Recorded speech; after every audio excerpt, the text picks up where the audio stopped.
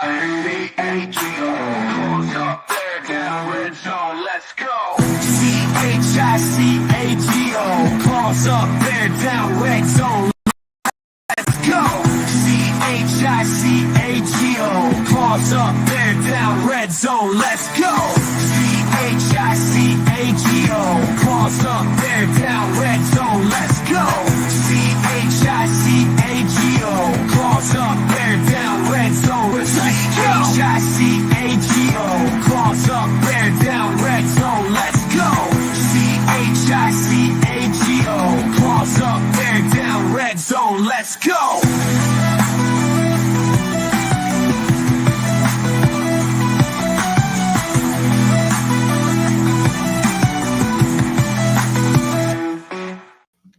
Dun, dun, dun, dun, dun.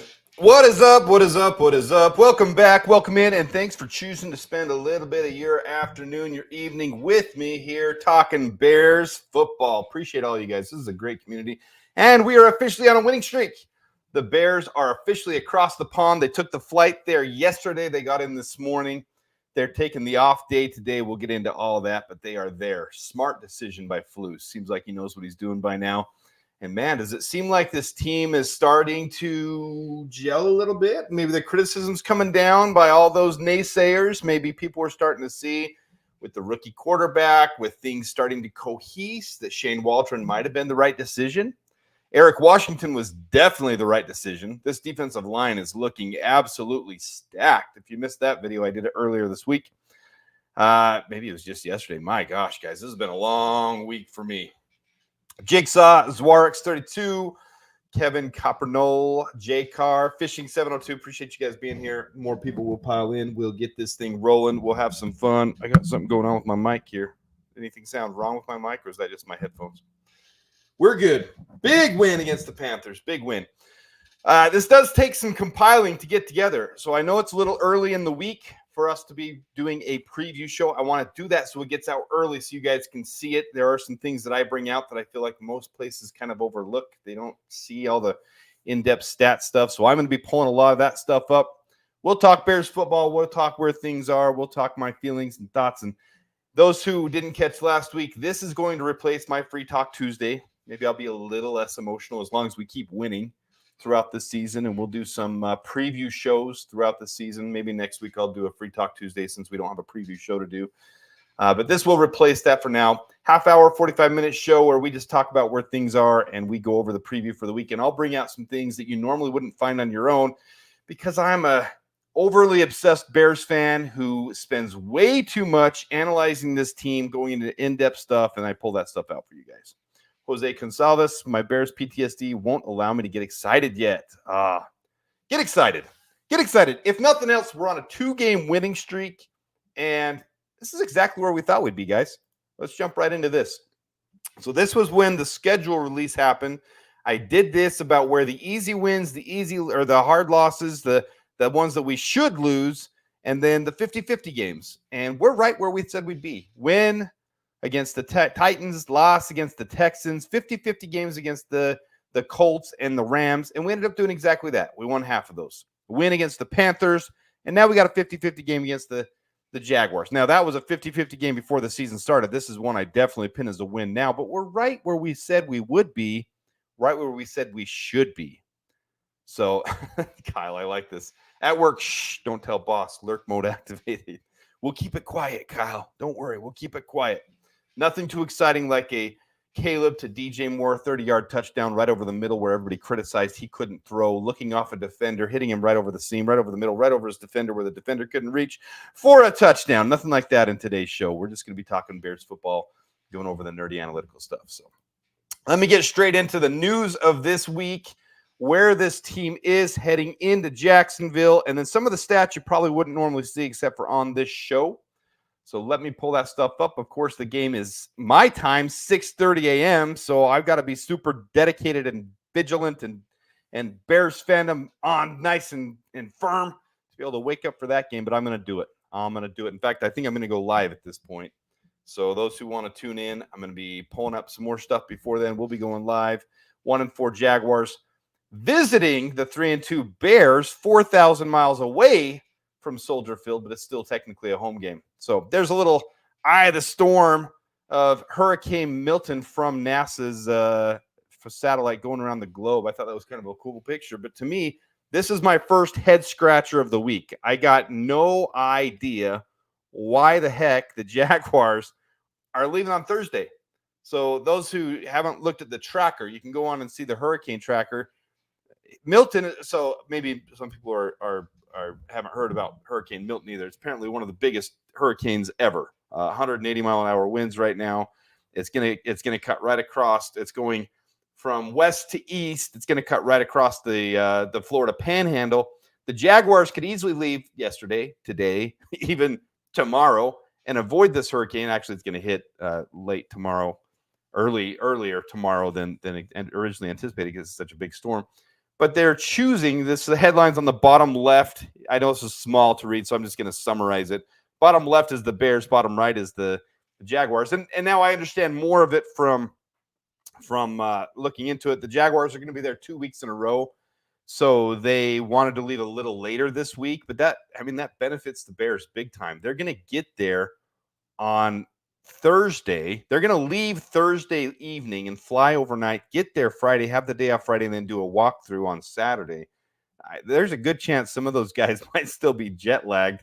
The Bears, however, left yesterday. They got there this morning, Tuesday. They'll have the day off today. Then they'll do a walkthrough tomorrow. Then they'll do a normal practice Thursday, Friday. And then Saturday will be another walkthrough like tomorrow's, and then Sunday they'll have the game. So much more structured, much more, I don't know, it just makes a lot more sense to me for the Bears to be doing it that way. The Jaguars, even though they're going to be there 2 weeks in a row because they play this week and then next week they play the Patriots again in London. So I understand they don't want to be there for an extremely extended amount of time, but they got a hurricane upon them. They could leave yesterday, not have jet lag. It just doesn't make a whole lot of sense to me how the Jaguars are doing things, but that's why I have them ranked 28th, 29th in my power rankings and why they only have one win on the season. So it's not going to cross the Oh, I'm sorry. I said panhandle. I meant the lower part. You're right. I meant I spoke incorrectly. It's going to go across the bottom portion. I don't even remember what's that called right now. The peninsula. The peninsula going to go across the peninsula of Florida. Is that the right word? Either way, I'm not a meteorologist. I'm not a geographist. I'm not that stuff. So, Florida man decision making. So that one doesn't make sense to me. Let's get into the injuries. Are a couple injuries on this team. No injury report because they're not doing walkthroughs. They're not doing practices yet. So normally you'd have an injury report right now, but they flew over. They took the off days right now. But Tevin Jenkins did have his ankle injury in the game. He is traveling to London. For any of those curious about that, he is traveling to London. However, Jaquan Brisker, everyone I think knows by now, if you haven't, he experienced concussion-like symptoms during the game. He self-reported those. He has been diagnosed with a concussion. It's his third one. He continues to get those concussions. That scares the crap out of me because he's such a young, brilliant talent on this team, and I don't want to see him go through any of that, and it scares me. Stuff like Tua type of stuff where they start to get more and more of them. I don't like that at all. So it worries me about Brisker. He is not ruled out for the game, but he did not travel with the team. Neither did Zach Pickens, who continues to have a lingering groin injury, and Terrell Smith, who continues to have his hip injury. Terrell Smith, I think a lot of you guys remember from last year, he was really the primary backup cornerback who had a really good rookie year as well out of Minnesota. And then Zach Pickens, obviously our third-round pick, backing up Big Dex and Billings. And really valuable because, as much as Pickens struggled last year, Chris Williams is not having a good year. He was the biggest reason that big run went for a touchdown last game. The only, real offense they had against us last game. That was Chris Williams directly. I mean, terrible on his part. So agreed knowledge, praise, okay. I hope Brisker, I really hope. I mean, these guys that get these continued concussions over and over again scares the crap out of me. I don't like it one bit. Any of our fans, I'm seeing a couple here about people in Florida. Hope you guys are okay. Prayers for those who are in Florida as well. Hope you guys can avoid it. All that stuff scares the crap out of me, those giant hurricanes. I live in a desert, though, so obviously that probably scares me more than you guys that go through it all the time. Brisker's backup is Jonathan Owens, who is starter quality. So I'm not worried about the quality of the team going down, It's just a matter of Brisker's such a young talent. I mean, he's one of our top tacklers on the team. He's a hard hitter. He's a freaking beast. So I don't like it. I'm more worried about him than having him replaced for the game. I think we'll be fine against the Jaguars. We'll get into that as well. So, yeah, prayers for all those in Florida. So, anyways, that's the news on the injuries so far. And then let's get into some of the meats and potatoes. So here's my keys to stopping them. This is one player I want to highlight is Tank Bigsby. Tank Bigsby was their 2023 draft pick. He leads the entire NFL in elusiveness. So breaking tackles, avoiding, breakaway, all that type of stuff. And you can see they're starting to use him more and more. You look right above his little head. There's his snaps, 13 week 1, 4, 9, and then 15 week 5. But look at the production he's got out of those. 101 yards and 2 touchdowns, 89 yards on 9 touches in week 4. Really, really solid. 6.47 yards after contact per carry. It's friggin' beast. And Travis Etienne is their primary running back, but they're starting to use Tank Bigsby more and more. So the Bears are 15th in rushing yards per game, 120.8. Jacksonville Jaguars are 11th in rushing yards per game at just 126. So they should fall right in line there. So there's one player to contain. Another one is a guy that I highlighted during the draft, Brian Thomas Jr. Very good breakaway speed, very elusive, never drops the ball. I had him targeted right there with Rome and Marvin Harrison Jr. and Malik Neighbors as the top 4. I had a big 4. Most places had a big 3. I had a big 4 wide receiver core, and Brian Thomas Jr. is proving that he was worthy of being in the big 4.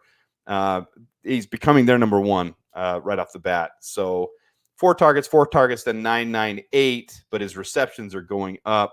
3 touchdowns, 2 in the last 2 games, and 122 yards this last game, 86 yards the game before. But the big thing, he is the quickest player in the NFL this year so far. He reached a top speed of 22.15 miles per hour on an 85-yard touchdown reception from Trevor Lawrence in Week 5. So last week against the Colts. So someone to key in on, see if we can contain him, especially as our linebackers have struggled a little bit this year with contain as opposed to last year. That's going to be one of the keys. So stopping those 2 guys will be the 2 keys of the game. I'll get into some stats here about the stuff that you guys want to see pointed out. Just want to check the chat since I need to do that more often. Hicks, see, Elijah Hicks, to me, I still stress with PTSD with him. Really struggled last year. He was the biggest reason we really had a horrible game against the Packers in Week 18 last year. But he did have a good preseason. He did have a good preseason this year, so I'm okay. I don't want to trust Elijah Hicks.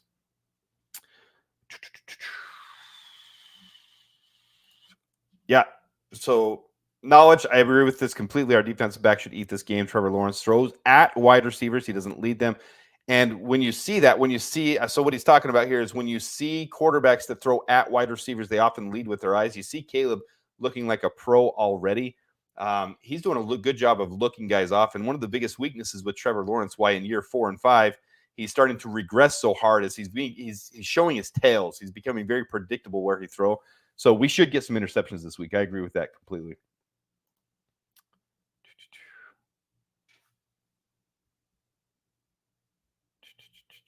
Just checking out some of the chat here. Okay. All right, so let's get into some of the stats, some of the stuff I want to point out from this one. Let me move me to the side. All right, so here's the pressures. Here's our team, our defensive line, who, again, I'm going to point out that Eric Washington is an absolute heaven sent this year. You guys remember going into the year, we were ranked 27th, 28th, 29th by different places. All the analysts were absolutely trashing on our defensive line, and it was the thing we were most worried about. Many of us, including myself, wanted us to go out and sign a big-name defensive end, and for good reason. DeMarcus Walker continues to be overlooked. I did a video earlier this week. Go check that one out. It's a really good one on the pass rush pressure. This team has really come around with Eric Washington, and kudos for those trashing on Matt Eberflus. Kudos to Eberflus for finding his weakness and filling it with the most qualified candidate. Now, as a defensive head coach, you saw Robert Saleh got canned today out of nowhere. The Jets fired Robert Saleh. So he's gone. It happens more often with defensive head coaches recently. They don't tend to get things rolling. And now you're seeing the Bears changed that narrative as we hit week 4, week 5, even week 3, it started to shift a little bit. Shane Waldron and his offense are starting to come around. There's a lot of crapping on Shane Waldron. I even did it, I admit, because we have PTSD as this fan base. We want to see the immediate results. We want to see things come around. We saw what Shane Waldron did with Geno Smith. A lot of people attribute that to Dave Canales as well, who then went to Tampa Bay and worked with Baker Mayfield. So, two of them together, but then Baker Mayfield's doing so well. Dave Canales then goes to Carolina, and you start to see the struggle there. You can only do so much with a quarterback. Bryce Young had the number 1 offensive line in the league.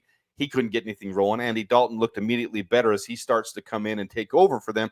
Their offense has improved, but then their defense is still trash. So there's only so much you can do, especially with all those injuries on defense. Talking 100 miles an hour, but I hope it all makes sense because it's showing Shane Waldron did have a big part in that, especially as you see Caleb with his progression. And there is big progression with Caleb. I'll get into a small amount of his stats, but the biggest thing is the stuff I'm trying to work on now. I still work my 9 to 5, and I'm trying to do this too, guys. I'm doing the best I can. But the all 22, when you go break it down and watch it, even if you just go watch the national broadcast again, guys, watch Caleb in his eyes as he reads the defense. He's looking off the safeties like 5-year veterans. And I hate to trash on Justin Fields because I'm not trashing on him. We always knew Justin Fields was a developmental quarterback. But in year 4 for Justin, he still has a hard time reading the safeties properly and looking them off, knowing where he's going to throw his first, second, third read. Caleb's doing that. Now, you look at Rome on this tape too. I've been watching the film. I just haven't been able to compile it and break it down. Rome is open so freaking much, probably more than almost anybody in the entire league. Now, Brian Thomas Jr., I think, has the biggest separation rate, so that's a big thing to key in on this game with the Jaguars as we face them. But Rome is getting open a ton. But the problem is Rome is almost always the third or fourth read in our schemes. And as a rookie quarterback, you're not going to hit those third and fourth reads as often in the first 5 games as you will in games 15, 16, 17, 18 in the season. There's truly something to a quarterback getting the reps and getting the experience. So when Matt Eberflus keeps talking about getting the reps, he just needs to get the experience. There's truth to that. So even though Rome is open probably more than anybody, that consistency of hitting his first read with DJ Moore, with Cole Kmet, with Keenan Allen, there's a reason they're getting targeted the most. And when Keenan was out, Rome got called a lot more, but it shows Shane Waldron knows what he's doing in playing calling these things. These guys there's progressions, and Caleb is doing a great job of looking off the defenders and not just always hitting his first reads. You look at Jaden Daniels, and I'm not trashing on Jaden Daniels because he's had a great year. I was one of the ones that right off the bat said this is going to be a big quarterback year. Caleb, Jaden, Bo Nix, even J.J. McCarthy, they can all be starter quarterbacks for a decade in this league. So but Jaden Daniels is hitting his first read nonstop, and they're play calling that way. Caleb is often looking guys off, hitting his second read, hitting his third read. So it's showing a ton of growth in a quarterback where I don't think a lot of people realize that yet. He really does look like he's at the end of year 1 through 5 games. I really think he's already hitting special marks, and he's going to be the long-term guy that has the Aaron Rodgers type career, Pat Mahomes type of career, because he's such a student of the game. He's so smart. He's so freaking intelligent. He knows what to do. And when the line starts blocking properly, like they did this last game, he can hit those throws right over the middle to DJ Moore in the end zone. He can look guys off, and he can make those hits. So I'm on a tangent now. You guys got me on a tangent because I was talking about pressure, and then I got into Caleb Williams, and now I haven't even looked at the chat. Lots of guys in the chat. Appreciate you guys being here. 50 in the chat room now. Appreciate all of you guys. Jigsaw, Keith Hall, Ampharius, Reese Reed. Caleb's already a good quarterback. Agree with that completely. The Nodge. You and your Uranus talk, my man. You and your Uranus talk. All right. So for pressure, week 1, we had 20 pressures, 3 sack. Week 2, 18 pressures, 3 sack. Week 3, 7 pressures, 1 sack. Week 4, 9 pressures, 3 sacks. So you see a little lull in week 3 and week 4. They still got the sacks with low amount of pressures. Week 5 was huge because don't look at that and say the Panthers, and that's why we did so good. The Panthers still have the number 1 offensive line in the league even after we destroyed them. and we put 27 pressures and 4 sacks on them. So that was huge. Now, as we face the Jaguars, they're 12th in pressure allowed through 5 weeks. They've allowed 40 pressures. 12th in pass block efficiency, 86.5 is their grade, and 21st in sacks allowed through 5 weeks with 9. So not a lot of pressures allowed, very average pressures by the Jaguars, but they are allowing a lot of sacks to get through. So when those pressures happen, their line is faltering, and that shows on Trevor Lawrence. When the pressures happen, he's accepting the sacks. He's not elusive. He's not getting out of them. So there's a big opportunity this week to do a similar thing that we did last week. All right, next I'm going to go to the NFL passer rating against. This is one of the key metrics I like to look at as we have Caleb facing their defense and Trevor Lawrence facing our defense. NFL passer rating, it's just a formula that includes pass attempts, completions, passing yard, touchdown passes, and the interceptions. So basically how well we lock them down, how well our Derry does against them. The top 4 in the league, a lot of people don't realize this yet. I just pulled this information this morning. The Bears are number 1 in the league. We have the number 1 NFL passer rating against, which means quarterbacks are only throwing an NFL passer rating of 74.9 against us. Vikings number 2, Jets number 3, and Saints number 4. The bottom 4, the Rams are 121, Commanders 119, Panthers 117, and now very similar to the Panthers, we're facing the Jaguars this week. So I do think when Shane Waldron's play calling with our offensive line, with things going as well as they are, I do think we have the same opportunity we had last week to dissect this secondary, which is the weakness of the Jaguars. Their secondary is the weakness, not just in this, but in missed tackles, broken tackles, yards after contact. They allow a lot. So DJ Moore will definitely break a couple of tackles and get 15 extra yards. You're going to see Rome Odunze with some high point contested catches. You're going to see a lot of offense from the Bears in this game. So this is a very big game for us to get excited about, and I hope they don't let off the gas. Hope that they hit the pedal to the metal and really put the pressure down, stomp on their throat. Just like last week, I was so excited at the end of the first half when we just didn't run it out, and we went and scored that touchdown at the end of the first half. That was huge. That's what this team needs. So we need to see more of that, and we need to keep doing that in this game because it's the same thing. All right, with that and their NFL passer rating against, I want to show the progression of Caleb. Now, there's so many areas you can show its progression.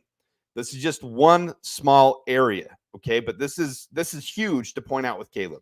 Now, I have taken out the throwaways. So if these stats look different than what you've normally seen with his attempts and completions, it's because it is slightly different because the throwaways, balls intentionally thrown away, are taken out of this.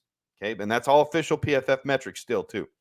So week 1, 14 of 29, 93 yards, 0 touchdowns, 0 interceptions, 55.7 NFL pass rating in that game. So this is his passer rating.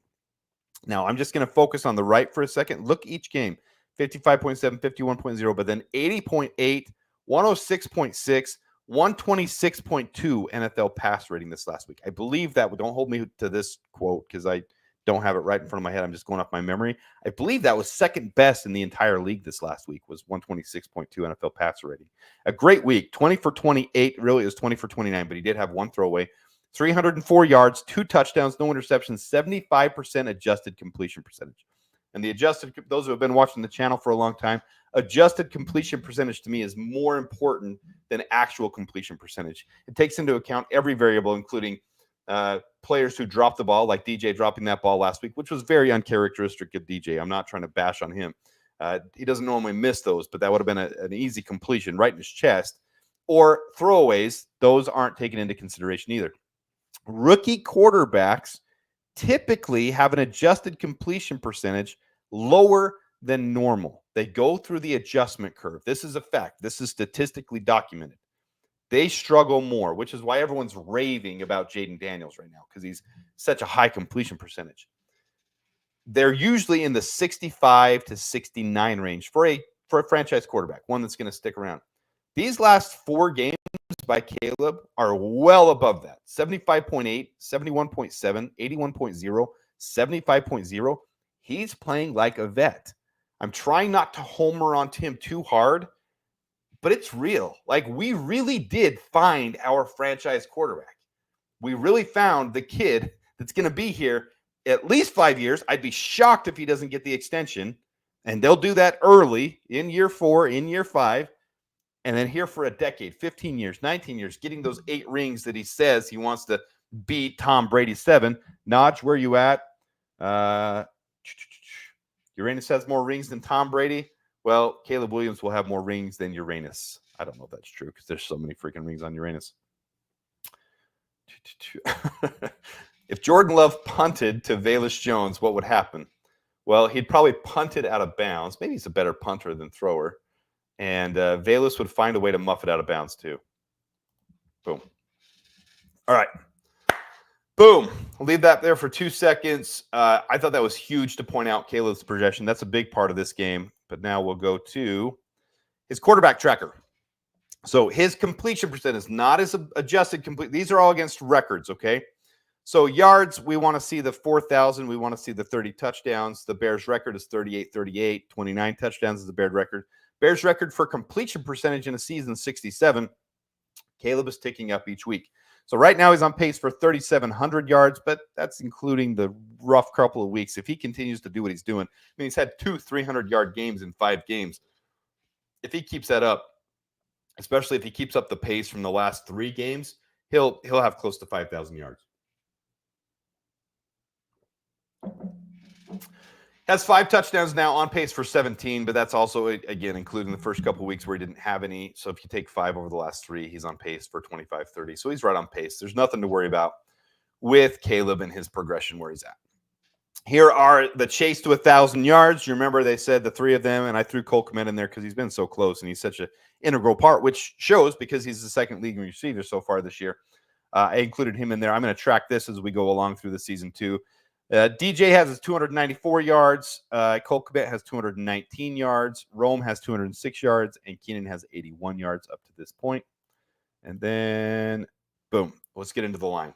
Offensive and defensive line. I see a couple people saying stuff like Sweat's going to get 2 sacks this week.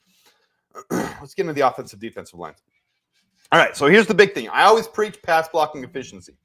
This line last week, look at the bottom left of your screen there. Week 5 versus the Panthers. We allowed 1 pressure, and it turned into a sack. So stinky poo-poo, we had 1 sack. Now, depending on where you look, other places said we had 2 pressures. There might have been 2 pressures. But according to PFF, we have 1 pressure last week. That brought our pass blocking efficiency up. We've been hovering at 23rd, 24th, 26th. And you see in 2022, we had an 82.5, 2023, 81.1. Now for 2024, that has brought it up. And I think a big part of that is the cohesion of this team. As you go back here, another big point I pointed out here on the injury. So Tevin Jenkins dealing with that ankle injury. This is really interesting. All right, this is interesting. I don't know if everyone's seen this yet. Tevin Jenkins, when he came out of the game, obviously Ryan Bates, he could come back this week. He's not going to. They're going to wait till after London. Ryan Bates would be the primary to come in at guard behind them. And then you had Matt Pryor. Matt Pryor was starting because of the injuries. Nate Davis didn't come into the game as the primary backup. It appears Nate Davis has shifted down the depth chart. All offseason, I talked about Bill Murray and how huge he was. In fact, I'm going to pull up here. I was looking at it again right before this. Share screen, Bill Murray. Bill Murray, I was lauding him. I was giving him praise all offseason. Bill Murray is the one who came in for injured Tevin Jenkins. That was very interesting to me that he has moved up the depth chart, and it paid off. You heard Matt Eberflus talk about him all offseason, that he was praising him, how good he's done.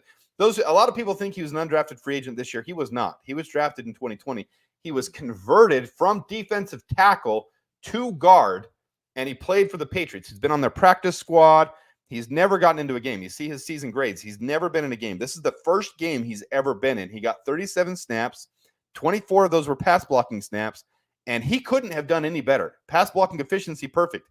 Didn't allow pressure, didn't allow a hit, didn't allow hurry. In fact, I need to stop sharing this, and I need to go to – I got to show you guys this. I hope it's not outlawed by YouTube or their algorithm, but I got to show the play. Those who haven't seen it, let's go here. This is the Brisker injury. Let me pull up Bill Murray. Bill Murray. Boom. You guys got to see this play with Bill Murray from the game. In fact, everyone's raving about him. Tevin, highest graded guards in week 5. Tevin, and this is the entire NFL. Tevin Jenkins, 84.6. Bill Murray, 84.0. So we came in for him. I think this is the play right here. Yeah, right here. Let's pull this up. This is freaking. How do I make this bigger? Why is this not? No, I don't want picture in picture. I want to make it big. Oh, there we go. All right, so here's the Bill Murray play. Look at this. Look at this play. So he's right. I believe right. No, he's right here. Let's see. It'll start. We might have to go through twice. So there he is. He goes over, whacks that guy, comes back, knocks that guy over, and then goes and knocks another guy down. He knocked 3 of them down. Now, this is the play where Caleb eluded, and then he ended up throwing it away. But still, so right there, left guard with Coleman Shelton, goes over and helps out Braxton Jones, knocks that guy out, comes back, hits 94, and then goes and pile drives number 93. 3 guys in the same play by Bill Murray. And watch it one more time right here on the left. Goes over and helps Braxton Jones on 48. Boom. Knocks him to the ground. Hits 94 and hits 93. This stuff excites me. I love watching guys do this type of stuff. It's freaking fun for me. I freaking love that stuff. Bill Murray's, it's going to be fun to watch him develop. Yeah. Yeah, that's true. Yeah, I know. Braxton should have got back on his guy, should have pancaked him and laid on him, but I was focused on Bill Murray there. So anyways, let's get back to this right over here. There's Caleb. Let's get this bigger again. So with the pass blocking efficiency, we're now 19th in the league. I like that a lot more, and I want to see that keep climbing. I want to see this team keep improving. We're right behind Dallas and Detroit and Houston, so we're not far. It's in this whole cluster, this cluster of teams right here where they're very close to each other. So it'll be fun to see if we can keep defending and playing well. Obviously, we've allowed 10 sacks, but the majority of those were in the first couple games. Now I feel like the team is cohesing, and we could definitely have some production there. So that's a big thing. Now let's go to the, let's see here, right here. So the Jaguars defense against our offensive line. I think this was important to point out. These are the things I looked up today. They've allowed the second most yards given up per game, 393.4. So this is the opportunity to add on to last week and continue to feast, and they should. Most air yards a game allowed, 287.8. They're last in the league. They're allowing teams to throw 288 yards on average against them. So I do expect Caleb to have another 300-yard game. I think he can feast against this defense. They're tied last in takeaways. They only have 2 on the entire. That's interceptions and fumble recoveries, so they're tied for last. And then most undisciplined team in the league, they have 45 penalties, with most of those being defensive pass interference. Their secondary is really struggling. So not only do we have a chance to burn them, when we do, we'll probably get big chunk yardage because they're struggling. And they're 5th lowest in sack percentage, 5.6% of plays on their defense. So they're not getting many sacks. So great opportunity for Caleb to have. I mean, last week was his big statement win. Was his coming out win, I guess. 2 touchdowns, no interceptions, 124 NFL passer rating. This truly could be a huge game for him. He could have 350 yards, 3 touchdowns, another rushing touch. I mean, this could be a huge win for the Bears. Yes, I realize that the Jaguars just beat the Colts. The Colts haven't won in Jacksonville for like 10 years. And on top of that, the Colts defense looked off. They looked terrible. Their defensive line was off. They had injuries this last game. A lot of people don't realize that. The Colts were dealing with multiple injuries in their secondary, on their line. So I don't attribute that to the Jaguars really being spectacular, and it was a close game. The Jaguars should be an easy win for us. So going back to here, this is what we predicted before the season. I update this each week. Here's the line as it stands right now with the Vegas odds today, this very second. The Bears are a 2.5-point favorite. Probably be a bigger favorite if we were playing at home. The over-under on the game is 44.5. So I always have to explain this one because it's very complicated and jumbled, but I want to keep doing this one throughout the year. Yeah, we are talking about a Bears quarterback. Doesn't this feel weird? Doesn't it feel freaking crazy when we pull this stuff up and we're talking about a Bears quarterback? Like, He's already breaking rookie records. He's already breaking Bears records. Through 5 games, no Bears rookie has ever thrown for 1,000 yards. And that's taking into consideration that first game of 93 yards. Kevin, we are talking about a Bears quarterback. We have a quarterback that just threw 300 yards in 3 weeks. So you can see it on the screen. Within 3 weeks, 300 yards twice as a rookie in his first 5 games. I mean, it's pretty fun. All right, so to get back to this one and to explain this one, bear down, Adam Morey. Bear down. Bear down, everyone who's jumping in. Bill Murray deserves to have more rings than Uranus. All right, Naj, how many rings does Uranus have? Because you're on a Uranus kick right now. Well, I feel you. A lot of people are talking about. I'm going to highlight that because a lot of people are talking about Braxton in the chat now, and I feel bad for Braxton because I really like Braxton. I think he had a fine game. I'm not giving up on Braxton yet. I think, in fact, he's one of our highest graded linemen so far. In fact, I'll pull that up in a minute. I'm going to go to PFF and pull up for you guys. I'll show you where this team stands with their grades so far. We'll just do all the grades and show you guys. So I'm not done with them yet. I'm not done. Uranus has 13 rings. All right. So that's what Caleb needs to shoot for so we can get the Naj to back off of Caleb in these rings. We're talking about quarterbacks. All right. So let's make this bigger again. Let's get back into the show. Let's get back into this. All right. So here, this is complicated. I get it. On the left is the preseason games. Ignore that. By the time the season, this is right before the season started. By the time the season started, we are a plus and an over-under, plus or minus 9 wins. So most people talk about the 8.5 wins. When the season started, we were plus or minus 9 wins by Vegas. But on the right there, right below the Bear logo, if you look, plus or minus 11, I dissected this to show you guys. That's just because of bias of announcers and pundits who don't want to give the Bears credit. Vegas, on individual games, had us as a plus or minus 11 wins. And that's highlighted in the colors and numbers below each individual game. So you see the Titans there, -4.5. We were a 4.5 point underdog. That didn't change, so there's not a second number. So if you look at the Texans, 3.5 below it, we were a 3.5 underdog. I'm sorry, we were a 4.5 point favorite against the Titans. Texans, we were a 3.5 point underdog by the time the game started. So I update this as the weeks go along. When it's game time for the Texans game, we are a 6.5 point underdog. Okay, and we lost by 6. That's what the glowing number by the logo of the other team is, what the final result was. So the Colts, we were a 2 point underdog to start before the season started. 1 point before the game started, we lost by 5. The Rams, we were 1.5 point before the season started, 3 point before the game started, and we won by 6. The Panthers, 5.5 point before the season started, 4 point, and then we won by 26. So today, right now, we're a 2.5 point favorite against the Jaguars. Before the season started, we were an even. We were. It doesn't happen very often, but we were an even money line, even spread. No winner, no loser. There wasn't a favorite in the game. They said this is an even game. We're not going to predict the winner. That should be a close game, Jaguars and Bears. And I agreed with that at the time. Now, obviously, the Jaguars have very underproduced, and it's actually sad, the downfall they've had. Doug Peterson's probably the next coach to get fired. Might be at our drubbing as we beat them by 50-plus points this week. 2.5 point underdog going into this game. Probably bigger if we weren't traveling all the way to London, where it's really a home game for the Jaguars. And most people realize that too. Jaguars play there every year. They spend multiple weeks there. They're kind of a home team there too.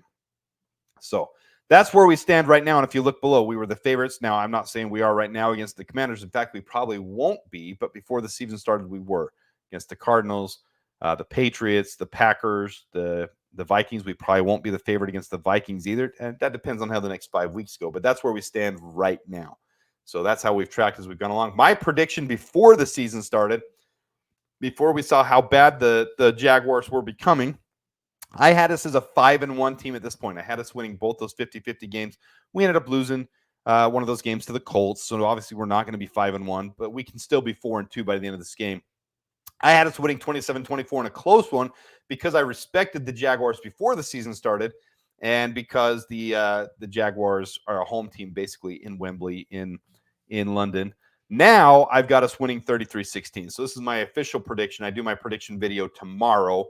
That'll be coming out. This is from that prediction video. I got the Bears winning 33-16 in that game as 2.5-point favorites. I do think we're going to blow them out, just like last week. I think it's going to be a very similar game to last week. I think the Jaguars have more potent offense with Travis Etienne, Tank Bigsby, Brian Thomas Jr., and Trevor Lawrence. But I think our secondary is strong enough to be able to limit that and to be able to keep them within check. So I'm all in favor of this one right here. All right, let me take that off the screen. I said I was going to go check out the PFF grades for you guys. Let's do that. Let me look at the chat real quick. You guys are talking a lot about people's Uranuses, man, or planets Uranuses. The last guy. I'm not going to trash on Justin, but this is clearly an upgrade. We upgraded. We upgraded, guys. I can full-heartedly admit that we upgraded. Caleb's going to be special. I fully think Caleb's going to be special. I don't, and that's why I put on here. When you guys saw me doing this, this is why I put these were the two guys that I think we really need to focus on. They're the two highlights. Tank Bigsby, number one in elusiveness, and Brian Thomas, one of the quickest guys in the league. So I'm not underestimating them one bit. I think the Bears are going to do the same type of preparation and be prepared for it. But also with that, where was the – don't even know where it was now. Right here. NFL passer rating against the Bears are the most locked down secondary in the league. 74.9 NFL passer rating against this year. So I'm high on the Bears right now. I am very high on the Bears. Let me go here. All right, let's go to the Bears grades. All right, let's go out of premium. Let's just go to pff.com. Don't need to be in premium for this one. We can just see the grades. All right, let's go to NFL. Let's go to the Bears. I'm not down on Braxton, guys. Our roster. All right, so here's our entire roster right now. And I wish you could filter it out a little bit by how many snaps people have done on this page, but that's only in premium, so you can't really do that on here. But if you look at the grades, Bill Murray with the highest grade, very limited sample size, 37, 83.9. But Roshan Johnson, Cole Kmet, Valish Jones, who's in the doghouse. I doubt he'll be active again this week. Still in the doghouse. It's going to take an injury for him to get back on the field. But then Braxton Jones, look, our highest rated guy who's really had a significant amount of snaps other than Cole Kmet, 70.8 grade. And if you go into Braxton, his pass block grade, his run block grade, they're all looking solid. So, I mean, just like anybody else, he's going to have a bad play somewhere. He's going to get bull rushed somewhere. He's going to have something happen. But I'm not done with Braxton Jones. But all these guys really having decent years. Tevin Jenkins, DJ Moore, Kerry Blasingame, who hasn't been active either. Darnell Wright, Coleman Shelton, Tyson Bagent, in his limited reps, 3 snaps last week to take victory formation. Khalil Herbert, and then you get down here. Matt Pryor really struggles with the run blocking. Big boy, but so he's great at pass blocking. Struggles with the run blocking, so he's not an answer. That's why it's kind of fun to see the potential of Bill Murray. He's quicker, more nimble, and if he continues to play like he did in the last game, there could be some fun there. The only one's really struggling so far, I don't take Doug Kramer's into account because really he's been used as a fullback. They're using him for fun. God's play is what they call him. Gerald Everett not having a great year so far. His weakness being on his receiving. He's dropped a couple, and his run blocking isn't the best either. DeAndre Carter had a really good couple of games, but he's not pass blocking at all very well, and he's had a couple drops as well. Nate Davis down there as well. Tyler Scott, too limited of sample size. I just don't think they're going to give him opportunities in games. I don't know. We're too loaded, and he hasn't flashed enough. But if we go to defense, I mean, there's just a ton of studs so far. Our real weakness right now is we need to get Zach Pickens back because the backup, Chris Williams, and can you see me behind where I'm at right now? Let me pick that a little higher. It's too low. I know this is little, guys. I apologize.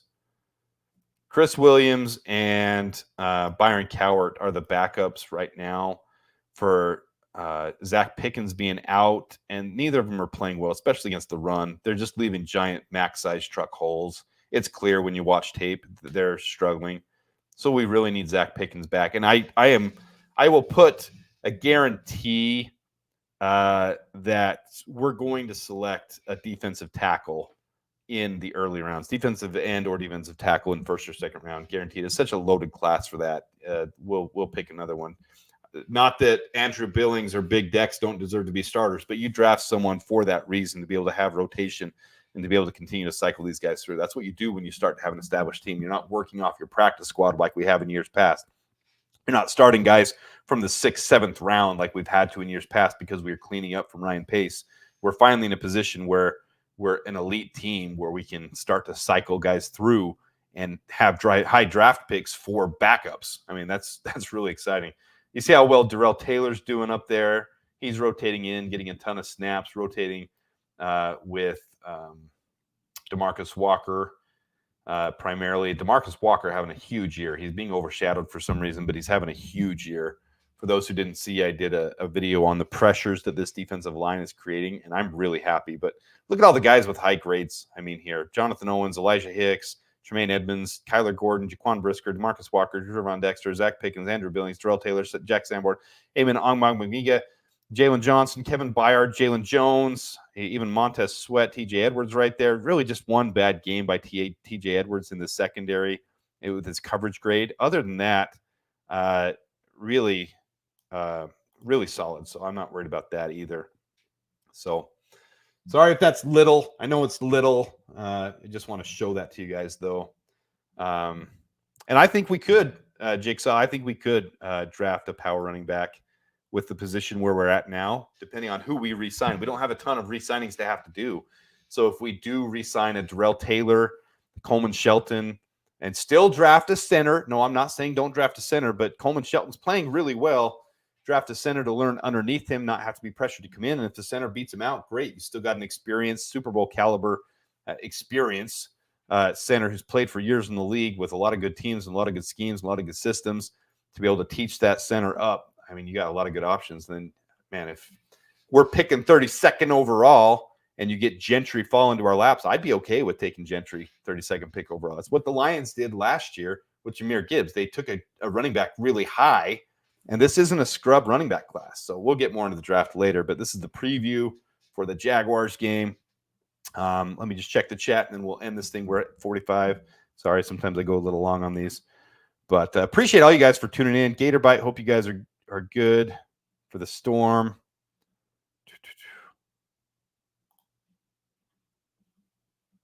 Oh, what's his name? Yeah, I like him. I'm not in love with him. I got to break down even farther, though. I think he benefits a lot from the pass system they have there. But we'll get into some of those as we go along. But Bears-Jaguars preview. I really think this will be a good game for the Bears. I think they're going to lay the lumber. They're going to really pile on from where they were last week. Have a huge game this week. It's going to be fun to watch. I will be going live for it. I think I'll be going live about a half hour beforehand to be able to give you guys some extra tidbits that I pick up between now and then. Some extra bits of information. We'll have the actives, inactives. I'm going to do some other videos throughout the week before then, too. I realize it's only Tuesday. I do my other stuff for my power rankings and that stuff, but I got some stuff coming on the All-22, on some of the film, on the offensive line, on Caleb Williams that I'm working on right now. So I'll have some more stuff for you guys. But we'll go ahead and wrap this one up. Bears-Jaguars, 6:30 my time, 8:30 your guys' time, most of your guys' time. Some of you guys from London, it's going to be your normal time. You'll be able to go to the game. Hope some of you guys get to go attend it. Be a lot of fun. So I'll wrap this one up. Appreciate you guys tuning in. Until next time, thanks as always. If you haven't hit the like button, please do so. I appreciate that. It helps the algorithm, helps me get to more people trying to build this thing. It's first year. We're coming up on the first year of it right around the time we face the Purple Monsters. So we'll see where we stand after the first year of the channel. But I appreciate every single one of you and the part you've been in this. I sincerely and genuinely mean that. This community is awesome, Bears community, and this channel is because of you guys. So I appreciate you guys. Until next time, da Bears.